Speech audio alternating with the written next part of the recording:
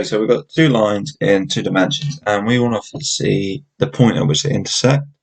I know they intersect because they're not parallel lines, and we'll look how we determine those lines are parallel in all dimensions. It's just when the direction vectors, so the ones next to mu here, are scalar multiples of each other. So if you're not sure about these equations, if you don't know what these equations mean, I would be sure to check out the last video. So in two dimensions, lines are either parallel or they will have an intersection point. Okay, and sometimes some of the parallel lines, if they're the same line, obviously intersect at every single point. Intersections. But anyway, that's beside the point.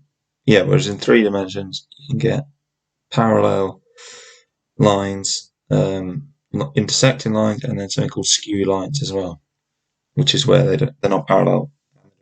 We'll look at how to determine whether lines are skew in the next video, but this video is to find intersections. So this vector equation can be written as 2 plus lambda, 3 plus lambda, and this one can be written as 4 mu minus 1 and 2 minus mu.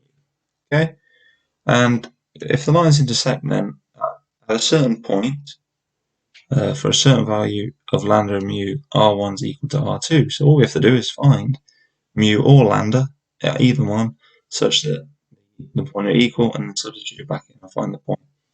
So if R1 is equal to R2, we get 2 plus lambda is equal to 4 mu minus 1, and 3 plus lambda is equal to 2 minus mu. This is just solving standard pair of simultaneous equations. First equation implies that lambda is equal to 4 mu minus 3. Substituting that into this equation here, we get 3 plus 4 mu minus 3, so that's just 4 mu equal to 2 minus mu. Adding mu up to both sides, we get 5 mu is equal to 2, which gives mu to equal to 2 fifths. We substitute that in here, so we get 4 times 2 fifths minus 1, that's 3 fifths. Okay, and we get 2 minus 2 fifths, 8 fifths. 1 fifth, 3 8. And that is the point at which these two lines intersect.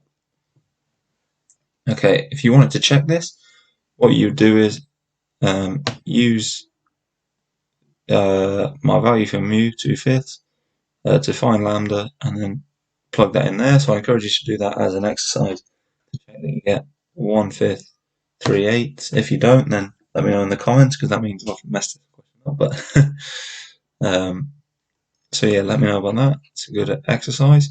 And the last thing I want to look at is an example where you do get parallel lines. So if we had the equations R3 is equal to lambda 1 1 and R4 is equal to 1 plus mu minus 3 minus 3. So these lines are parallel because minus 3 is equal to minus 3 1 1. What does that mean geometrically? Well, R3's direction vector is like this, whereas R4's direction vector starts at the same point, but it's 3 times longer. It's alright. But you can see that these lines clearly are parallel, okay? And they don't have to start at the same point. So this is 1 1 and oh god, sorry, my graphics pad's playing up a little bit. Try again. Okay, so they run in the same direction, just well, alongside each other, perhaps in opposite directions, but along the same line. Okay, so they're parallel lines. Like I say, in the next video, we're going to move on to problems with 3 dimensions.